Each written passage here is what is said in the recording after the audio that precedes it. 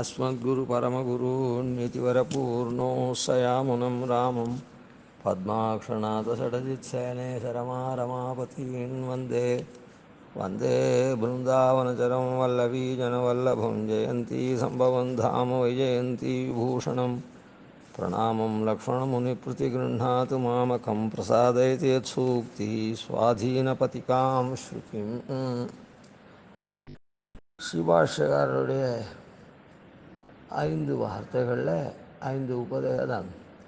அந்த 5வது வார்த்தையில் அனுகூலாள் பிரதிகூலாள் அனுபயர் விஷயத்தில் எப்படி நடக்கணும்னு 4வது வார்த்தையில் சொன்னார். அதை மாறி நடந்தால் எம்பெருமான் திருவுள்ளம் சீரும். அந்த மாதிரி மாறி நடக்கக்கூடாது அப்படின்றத காண்பிக்கிறார். அதில் முதல்ல அனுகூலாக இருக்கக்கூடிய ஸ்ரீவைஷ்ணவர்கள் விஷயத்தில் அனாதரம் பண்ணக்கூடாது. அனாதரம் பண்ண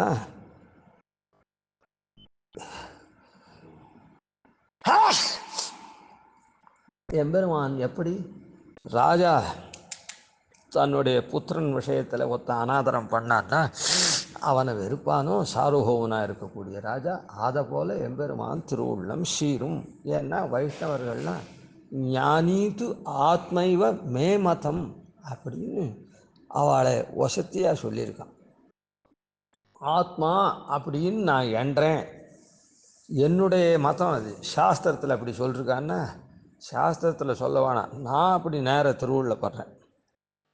ஏன்னா எம்பெருமான் சாஸ்திரமெல்லாம் யாருக்கு? இங்கே இருக்கிற வாழ்க்கை. சாஸ்திரமெல்லாம் இந்த சாஸ்திரத்தை கைவிளக்காக கொண்டு நடக்க வேண்டிய பத்த ஜீவர்களுக்கு. எம்பெருமானுக்கோ இல்லை நித்திய முக்தர்களுக்கோ சாஸ்திரம் இல்லை. எம்பெருமான் திருவுள்ளத்தை அவன் நேரவே தெரிஞ்சு கைங்கரியம் பண்ணக்கூடியவன். அதனால் எம்பெருமான் திருவுள்ளம் ஆன மாதிரியான விஷயத்தில் சாஸ்திரத்துக்கு, அதாவது இங்கே பத்தஜீவ, அதனால் எம்பெருமான் சாஸ்திரத்துக்கு கட்டுப்பட்டவன் இல்லையா. சரணாகதி பண்ணாதவனுக்கு மோட்சம் கொடுப்பான், சரணாகதி பண்ணவனுக்கும் மோட்சம் கொடுக்க மாட்டான் அப்படின்னு சில பேர் சொல்கிறாளே, அந்த மாதிரி இல்லை இது. இந்த சாஸ்திரத்தை மதிக்கிறது அதுபடி பண்ணுறதெல்லாம் இந்த லோகத்தில் லீலா விபூதியில். இந்த லீலா விபூதியை கடந்து எம்பெருமான் இருக்குச்சே நித்திய விபூதியில் அவன் அரசாட்சி செய்கிற இடத்துல அவளுக்கும் இவனுக்கும் சாஸ்திர வசியத்தை கிடையாது, அவளுக்கும் சாஸ்திர எல்லாமே நேரவே நடக்கும். அங்கே எந்த விதமான மாறுதலான அபிப்பிராயத்துக்கும், ஏன்னா அது சுத்த சத்துவமயமான லோகமானதுனால அது சரி, அதில் இப்போ அதிகமாக போக வேண்டாம். அதனால் எம்பெருமான் என்ன சொல்கிறான், இப்படி இருக்கக்கூடிய பத்த ஜீவர்களில் வாசுதேவ சர்வமிதி சமஹாத்மா அப்படின்னு இருக்கக்கூடிய ஞானிகள் இருக்காளே, அவா எனக்கு ஆத்மான்னு சொல்கிறான். அவள் எனக்கு ஆத்மான்னு சொன்னதுனாலேயே இங்கேயும் ஸ்ருதி சொல்கிறது ஆத்மான்றது என்ன, புத்திரன்றவன் ஆத்மஸ்தானம் அப்படின்னு சொல்கிறேன். புத்திரன்றவன் ஆத்மஸ்தானம், அதாவது ராஜாவனுடைய புத்திரனை என்ன ராஜசன்னிதியிலேயே பரிபவிச்சா எப்படி ராஜா வெறுப்பானோ அதை போல் எம்பெருமான் திருவுள்ளம் சீரும். ஏன்னா ஆத்மையும் மேமதம், அப்படி ஆத்மைவ மேமதம்னு சொல்லியிருக்கா. அதனால் ஸ்ரீ வைஷ்ணவர்களாக இருக்கக்கூடியவன் எம்பெருமானுக்கு புத்திரனை போல, அதான் ஆத்மா அவனே சொல்லியிருக்கான். புத்திரன் ஆத்மஸ்தானின்னு சாஸ்திரமும் சொல்லியிருக்கு. அதனால் அவனை வெறுக்கக்கூடாதுன்னு சொன்னார். இப்போது 2வதாக இருக்கக்கூடிய பிரதிகூலாள் விஷயத்தில் என்ன சாய்க்கிறார் பாஷ்யக்காரர் அப்படின்றத பார்ப்போம்.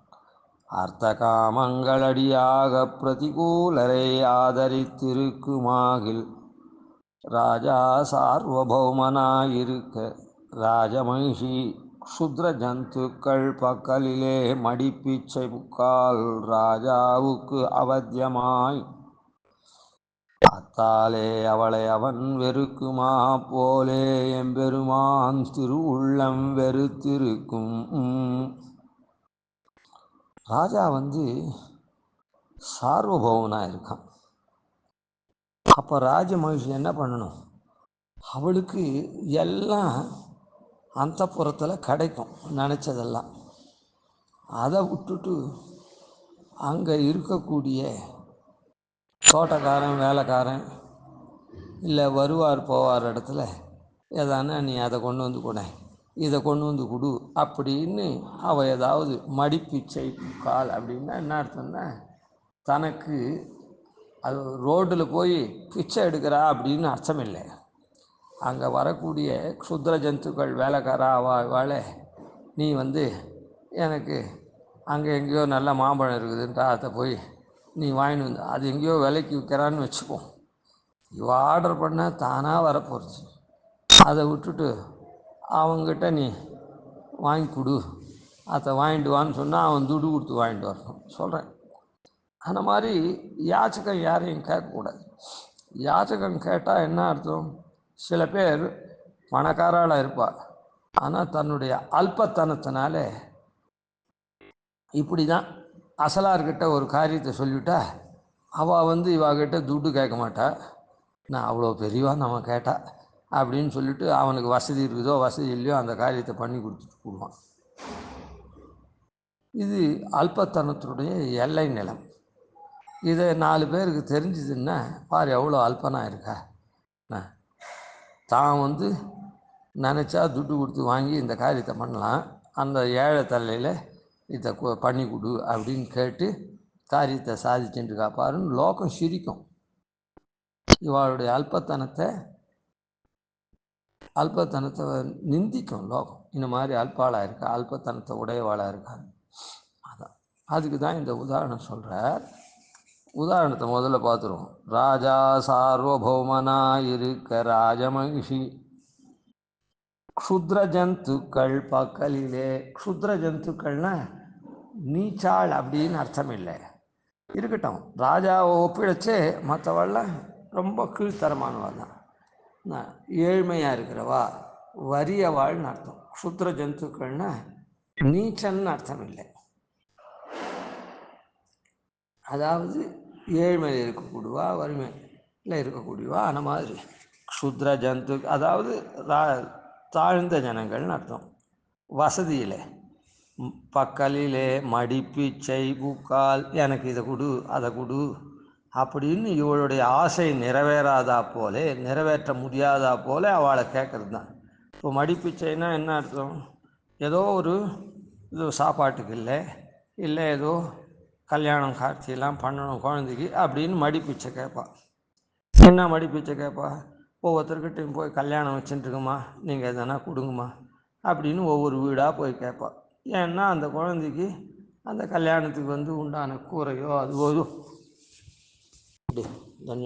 தாசன் கூரையோ அதுவோ இதுவோ வாங்க முடியாத தன்மையினால், திருமங்கல்யமோ வாங்க முடியாத தன்மையினால் மடிப்பிச்சை கேட்டு தான்மா நாங்கள் கல்யாணம் பண்ணணும் அப்படின்னு கேட்பா. அது இல்லாத தனத்தினால அவள் பண்ண வேண்டிய காரிய விசேஷத்தை தனக்கு அந்த சௌகரியம் இல்லாததுனால 4 பேர்கிட்ட கேட்டு அதை பண்ணுவோம்.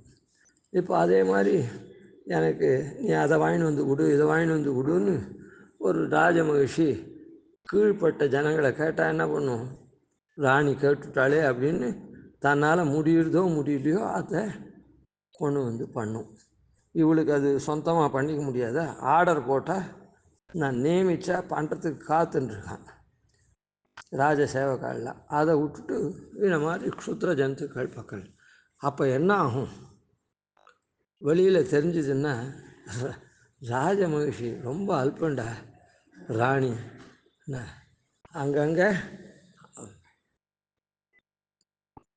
அவனை கேட்டு இதை வாங்குறது இவனை கேட்டு அதை வாங்குறது இப்படியே பண்ணிகிட்டு இருக்காவோ, பிச்சை எடுத்துட்டுருக்கா அப்படின்னு சொன்னால் ராஜாவுக்கு அவத்தியம். அவன் பெரிய சார்வபௌமனாக இருக்கான், நினைத்ததெல்லாம் சாதிக்கக்கூடிய சாமர்த்தியம் இருக்குது. அப்படி இருக்கு இவன் மாதிரி கேட்டால் என்ன, அவனுக்கு ரொம்ப இழுக்கு. அதனால் என்ன, ராஜாவுக்கு அவத்தியமாய் இந்த மாதிரி இவ பண்ணுறாள். யார் இவ பணத்தை அதான் நம்முடைய கஜானாவில் இருக்கிற பணத்தை எடுத்து இந்த காரியத்தெலாம் பண்ணால் யார் வானான்றா? இப்படி லோகத்தில் இருக்கிறவாள்லாம் இவ கேட்டுருக்காளே அப்படின்னு ராஜாவை அவனுக்கு ரொம்ப அவத்தியம், அவமானமாக இருக்கும். அந்த அவமானத்தினால என்ன பண்ணுவான்? அத்தாலே அவளை அவன் வெறுக்குமா போலே. அதனால் அவள் இடத்துல ஒரு அன்போடு அவன் நடந்துக்க மாட்டான் ராஜா. அவளை வெறுத்து ஒதுக்கி வச்சுருப்பான். அதுக்காக அவள் ராஜ மகிழ்ச்சி இல்லைன்னு இல்லை, பட்டத்து மகிழ்ச்சி தான். ஆனால் அன்பாக இருந்து எப்பவும் தர்பார்லாம் ராஜாவும் ராணியுமா இருக்கிற இடத்துலாம் ராஜா மாத்திரம் இருந்துட்டு அவளை சர்தான்னு வெறுத்து ஒதுக்கி அவள் பாட்டுக்கு தனியும் அவன் பாட்டுக்கு தர்பார்லாம் பண்ணிட்டு போயிட்டு இருப்பான். அந்த மாதிரி பெருமாளும் என்ன பண்ணுவார் அப்படின்னு சொன்னால், அர்த்த காமங்கள் அடியாக நமக்கு இருக்கக்கூடிய ஆசாபாசத்தினுடைய காரணமாக பிரதிகூலரை ஆதரிக்குமாகில் பிரதிகூலால் ஆதரிக்கிறார். எம்பெருமானுடைய பிரதிகூலர்ன்றது யார்? பகவத்வேஷி. அவனை நாம் ஆதரித்தோன்னா எம்பெருமான் இதை போல் வெறுப்பான். இந்த இடத்துல ராஜமகிஷி என்ன பண்ணுறா, அந்த க்ஷுத்ர ஜந்துவாக இருக்குன்னு அவனிடத்துல ஸ்நேகம் வச்சுண்டு, ஸ்நேகம்னா மாறுதலான ஸ்நேகமே வேண்டாம். அவனை ஏப்பா நீ சௌக்கியமாக இருக்கியா, அதுவாக இருக்கே அதுவாக இருக்கேன்னு ஆஹா ராணி நம்ம விசாரிக்கிறா அப்படின்னு சொல்லிட்டு அவன் தாசானா என்ன வேணுமா நீங்கள் சொல்லுங்கள், நான் அந்த காரியத்தை பண்ணித்தரேன் அப்படின்னு அவன் சொல்லுவோம். உடனே இது மாதிரி சொல்லி எதுனா அவங்ககிட்டேருந்து அல்பத்தை வாங்கிப்போம். இதை வாங்கிறதுக்கு சாட்சாத்து கஜானாவிலேருந்தே முடியும். ராஜசேவகாலாம் என்ன ஒன்று காத்துன்னு கிடையாது, இந்த காரியத்தை பண்ணுன்னா பண்ணிட்டு போகிறார். ஆனால் நீச்சன்கிட்ட இவன் ஸ்நேகபாவம் கொண்டு அவன் மூலமாக காரியம் நடத்தின்டான்னாக்கா ராஜா வெறுப்பன். அதுபோல் பகவத்வேஷிகளாக இருக்கக்கூடியவாள் இருக்காளே, அவளிடத்துல நாம் ஆதரம் கொண்டோன்னா, எதுக்காக ஆதரம் கொள்கிறோம்? அவள் ஒரு பணக்காராளாக இருக்கா, அவள் பகவத்வேஷியாக இருந்தால் இருந்துட்டு போகிறா. நாம் ஸ்நேகம் கொண்டா என்ன சாஸ்திரிகளே, என்ன சுவாமி நீர் சௌரியமாக இருக்காரா, என்ன நீங்கள் ரொம்ப இதெல்லாம் பண்ணுறதா கேள்விப்படுறேன். ஆமாம் உங்களை போல் யாருமே கிடையாது, நீங்கள்லாம் ரொம்ப பெரிய மனுஷால், உங்களுக்கெல்லாம் இதுக்கெல்லாம் வரத்துக்கு அவகாசம் இல்லை. இல்லைன்னா நீங்களே இந்த நான் பண்ணுற உபன்யாசத்தை கூட கேட்பங்க. அவன் பகவத்வேஷி. ஆனால் இவன் என்ன பண்ணுவான், ஸ்தோத்திரம் பண்ணுவான். நீங்கள் ரொம்ப நல்லவர், உங்களுக்கு அவகாசமெல்லாம் இல்லாததுனால நீங்கள் இந்த உபன்யாசத்துக்கெல்லாம் வரது இல்லை. எப்படி அவன் இதெல்லாம் கேட்குறதுக்கே பிடிக்காது. இவன் அவனை ஸ்தோத்திரம் பண்ணி எப்படியானா அவங்ககிட்டேருந்து பணம் வாங்கணுன்றதுக்காக இப்படி ஒரு நாடகம் ஆடுவான். இவன் நமக்கு என்ன வந்தது, அவனை ஸ்தோத்திரம் பண்ணால் அவன் பணம் கொடுக்க போகிறான். அவன் கேவலம் எங்கள் உபன்யாச சக்கரவர்த்தின்னு சம்பாவனை பண்ண போகிறதில்லை, அவனை ஸ்தோத்திரம் பண்ணுறானே அதுக்காக அவன் பணம் கொடுக்க போகிறான். புரியுதா? அதனால் இவன் என்ன இப்படி ஸ்தோத்திரம் பண்ணுவான். உங்களுக்கு அவகாசமெல்லாம் இல்லை, நான் இந்த ஊரில் உபன்யாசம் பண்ணிகிட்ருக்கேன், எல்லாம் ஜனங்கள்லாம் வந்துட்டுருக்கா போயிட்டுருக்கேன். அவன் உடனே உங்களை போல் ஒத்துருமே கிடையாது, ஆனால் உங்களுக்கு இதுக்கெல்லாம் வர அவகாசம் இல்லை, நீங்கள் ரொம்ப பெரிய வியாபாரங்கள்லாம் பண்ணுறங்க, பெரிய பெரிய காரியங்கள்லாம் அப்படின்னு அவனை ஸ்தோத்திரம் பண்ணான்னா எதுக்காக அவன் ஒரு சம்பாவனை பண்ணுவான். இவன் உபன்யாசம் பண்ணுற சக்கரவர்த்தி 4 பேருக்கு நல்லது சொல்லித்தரான்னு ஒரு பைசா கொடுக்கல, அவனை ஸ்தோத்திரம் பண்ணுறதுக்காக கொடுக்குறான். இவன் என்ன பண்ணுறான், நமக்கு என்ன வந்தது, உபன்யாசத்தை கேட்டு அவன் சம்பாவனை பண்ணால் என்ன, உபன்யாசம் கேட்குறவன் மொத்த பேரும் தட்டு எடுத்தால் 100 ரூபா கூட ஒரு நாளைக்கு வரல. அவனை ஸ்தோத்திரம் பண்ணோன்னா அவன் 5000 ரூபா கொடுத்துட்டான், தீர்ந்து போச்சு. 10 நாள் உபன்யாசத்தில் வரத்துக்கு மேலே அவங்ககிட்ட வருது, அதனால் நான் அவனை ஸ்தோத்திரம் பண்ணுறேன் அப்படின்னு மனசளவில் இருந்து இந்த மாதிரி பகவத்வேஷியாக இருக்கவனே ஸ்தோத்திரம் பண்ணால் பெருமாள் இப்படி தான் கொள்ளக்குறைவிலன் வேண்டித்தெல்லாம் தருங்கோதில் அப்படின்னு நாம் இருக்குச்சே, நம்ம வெறுக்கிறவங்கிட்ட போய் இவன் ஸ்தோத்திரம் பண்ணி கையேந்தி பணத்தை வாங்கிட்டு வரானே, நமக்கு எவ்வளோ. அப்போ நாம் அவனுக்கு படி அளக்கிறேன்னு அர்த்தமா. அனன்யாஸ் சிந்தையந்தோமாம் ஏஜனா பர்யுபாசித்தே சேஷான் நித்யாபியுக்தானாம் யோகக்ஷேமம் வகாமியம். என்னையே எப்போ நினச்சிட்டு இருக்கவாளுக்கு அவளுடைய யோகம் என்ன, அவளுக்கு புதுசு புதுசாக என்ன நல்லது வரணுமோ அது, அப்படி வந்ததெல்லாம் க்ஷேமமாக அதெல்லாம் நிலச்சிருக்கும்படியாக பண்ணுறத நான் பார்க்குறேன்னு சொல்லிருக்குச்சே, அதை விட்டுட்டு இந்த சாஸ்திரங்கள்லாம் விட்டுட்டு நான் கொள்ள குறைவிலன்னு வேண்டித்தெல்லாம் தருங்கோதில் அவனுக்கு என்னென்ன வேணுமோ அதெல்லாம் நான் தரேன்னு சாஸ்திரம் சொல்லிருக்கு. சரீர ஆரோக்கிய அர்த்தாம்ச போகாஞ்ச இவ ஆனுஷங்கிகான் ததாதி தியாயினாம் நித்தியம் அபவர்க்க பிரதோஹரி. இவன் மோட்சத்துக்காக சரணாகதி பண்ணான்னா கூட நாம் மோட்சம் மாத்திரம் கொடுக்கல, அதனுடைய ஆனுஷங்கிகமாக இவனுடைய சரீர ஆரோக்கியம், இவன் வாழறதுக்கு உண்டான அர்த்தங்கள், அப்புறம் இவன் சந்தோஷமாக இருக்கிறதுக்கு சரீர ஆரோக்கிய அர்த்தாம்ச போகான், அதனால் போகத்தெல்லாம் அனுபவிக்கக்கூடிய சக்தி, அப்படிலாம் நாம் எல்லாத்தையும் தரைச்சி இவன் எவங்கிட்டேயோ போய் நம்ம துவேஷிக்கிட்ட போய் பணத்தை வாங்குறானே, அப்போ நமக்கு எவ்வளோ குறைவு அப்படின்னு. அதே மாதிரி பிராட்டியும் என்ன பண்ணுறா, தேஷாம் பூமேர் தனபதி கிருஹாத் அம்பராத் அம்புதேர்வா தாரா நிர்யாந்தியன அதிகம் வாஞ்சிதானாம் வசூனாம். இவன் என்ன கேட்குறானோ அதை காட்டிலும் அவர்களுக்கு பூமியிலேருந்தோ தேஷாம் தனபதி கிரகாத் குபேரண்டத்துலேருந்தோ, அம்பராத் ஆகாசத்துலேருந்தோ, அம்புதேர்வா சமுத்திரத்துலேருந்தோ இவனுக்கு வாரி கொட்டுறதுக்கு வாஞ்சிதானாம் வசூனாம் அதிகம். இவன் எவ்வளோ கேட்குறானோ அதுக்கு மேலே கொடுக்கறதுக்கு காத்துன்ட்ருக்கா. இப்படியெல்லாம் நாம் ரெண்டு பேரும் எம்பெருமானாகிய நாமும் பிராட்டியும் ரெண்டு பேரும் சேர்ந்து கொடுக்கறதுக்கு இருக்குச்சே, இவன் நம்ம துவேஷிக்கிட்ட போய் பணம் வாங்குறானே அப்படின்னு எம்பெருமான் அந்த ராஜ மகிழ்ச்சியை நாமெல்லாம் எப்படி இருக்கணும், பிரபத்தி பண்ணவா என்ன அனன்ய பிரயோஜனமாக இருக்கணும், அனன்ய தேவதாக்கத்துவமாக இருக்கணும், அனன்ய சேஷனாக இருக்கணும், மற்றவர்களுக்கு சேஷமாக இருக்கக்கூடாது. எம்பெருமானை தவிர மற்றவனை தேவதையாக நினைக்கக்கூடாது. எம்பெருமானுடைய கைங்கரியத்தை தவிர மற்ற கைங்கரியத்தை ஒரு பொருட்டாக நடக்கக்கூடாது. அப்படி இருக்க வேண்டியவன் அவன் நம்மக்கிட்ட போய் பல்லளித்து பணம் வாங்குறானே நம்முடைய தேசிக்கிட்ட. அப்போது இவன் என்ன நினைக்கிறான், பெருமாள் கொடுக்க மாட்டான்ற மாதிரி. ராஜமகிஷி எப்படி நான் கஜானாவிலேருந்து எடுத்து ராஜ சேவகாலை கொடுத்து வேலை வாங்கிக்காத ஏதோ கீழே இருக்கிற க்ஷுத்ர ஜந்துக்கள் இடத்துல ஸ்நேகம் வச்சுன்னு பண்ணுற மாதிரி பண்ணுறானே அப்படின்னு எம்பெருமான்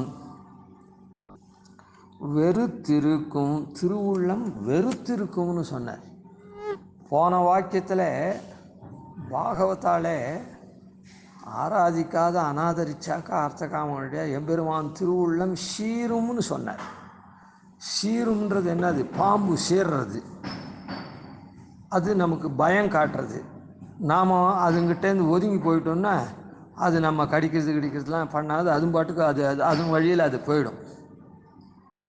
அதை போல் அந்த இடத்துல பாகவத்தாலே இவன் ஸ்ரீ வைஷ்ணவனாக இருக்கான், நான் பாகவத்தாலே அனாதரிக்கிறான்.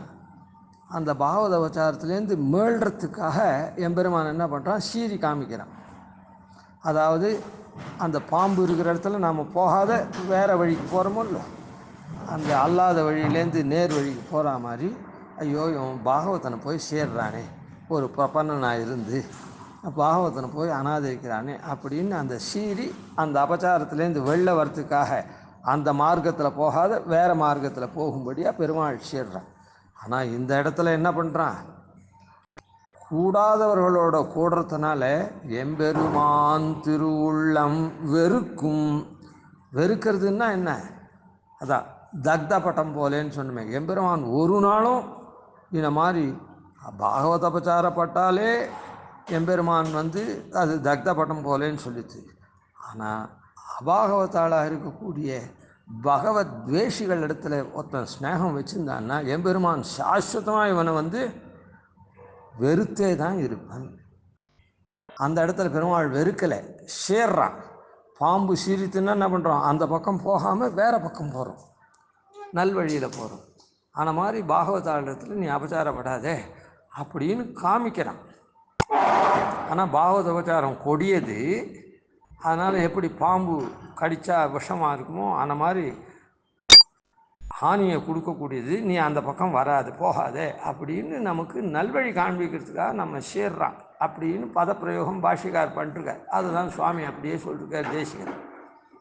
ஆனால் இந்த இடத்துல என்ன பண்ணிருக்கார் பாஷிகாரர், வெறுத்திருக்கும் அப்படின்னு சொல்கிறார். அதனால் நாம் எப்பொழுதுமே அந்த அபாகவத்தாளாக இருக்கக்கூடிய பகவத் துவேஷிகள் இருக்காளே அவளிடத்துல அவளை மனசால் அவன் ஒரு பெரிய பிரபு, நல்ல பணக்காரன், நான் அவங்ககிட்ட போனால் என்ன இப்போ நம்ம ஒரு வார்த்தையால் என்ன உங்களை போல் உண்டா அப்படின்னு சொல்ல போகிறோம், அவ்வளோதானே. அவன் கொடுக்குறத கையால் வாங்கிட்டு வர போகிறோம், அவ்வளோதானே. அப்படின்னு நினச்சாக்கா எம்பெருமான் சாஸ்வதமாக வெறுத்தே இருப்பன் அப்படின்றது பாஷ்யக்காரர் சாய்க்கிறத அப்படியே சுவாமி தேசிகன் சாய்ச்சிருக்கார். அதனால் பாகவதோபச்சாரமும் கொடியது தான். ஆனால் பெருமாள் அந்த இடத்துல பாகவதோபச்சாரம் படாதரா, நீ வேற வழி போ அப்படின்ற மாதிரி நம்ம இடத்துல பாவம் கொள்கிறான், நம்ம திருத்தறதுக்கு முயல்றான்.